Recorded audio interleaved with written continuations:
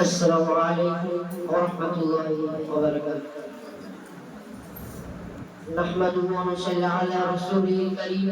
أما بعد فأعوذ بالله من الشيطان الرجيم. بسم الله الرحمن الرحيم. وما أرسلناك إلا رحمة للعالمين. صدق الله العظيم.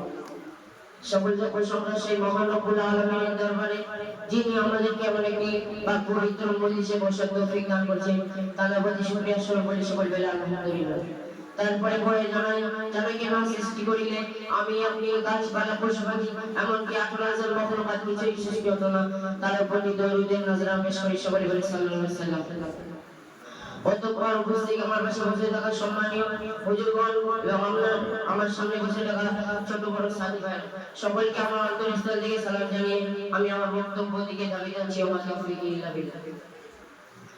সম্মানীয় শ্রোতা মণ্ডলী, আজ থেকে 1500 বছর পূর্বে যখন ধরার বুকে অত্যাচার, অবিচার, শিরক, বিদআত, ফিতনা ফাসাদের মধ্যে গোটা পৃথিবী যখন ঘোর অন্ধকারের মধ্যে ছিল, মানুষ শান্তির জন্য চাতক পাখি নাচে বিদ্ধ আকাশবাণী কখন খোদার প্রেমিক দূত আগমন করবে দুনিয়াতে।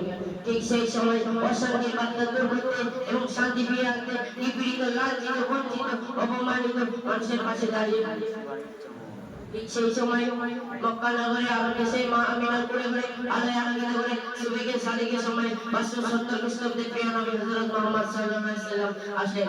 তিনি এমন একটা যুগে আসলেন যে যুগের মানুষেরা সে হচ্ছে হিংস্র, কুকুরের রোগী, এমনকি অজগর সে বিষাক্ত। তারা মানুষকে মানুষ বলে মনে করতো না, নারী জাতি ছিল না মানব মর্যাদা, ফুলের ন্যায় ফুটফুটে নয়নের মনে করে চলতে করতে জীবন্ত যখন কত বড় অন্ধ করে সে কেউ মানসিক অত্যাচার। ঠিক সেই সময় অশান্তির বার্তা দূর করতে এবং শান্তি ফিরিয়ে আনতে নিপীড়িত, লাঞ্ছিত, বঞ্চিত, অপমানিত দুর্বল মানুষের পাশে দাঁড়িয়ে শান্তি ফিরিয়ে আনেন। এমনকি তিনি 63 বছর জীবনে কখনো মিথ্যা কথা বলেননি। তার কথাবার্তা ছিল নম্র, ভদ্রতায় ভরা, মুক্তমালা। তার জীবন ছিল ঝর্ণার চেয়ে পরিষ্কার, সূর্যের চেয়ে উজ্জ্বল।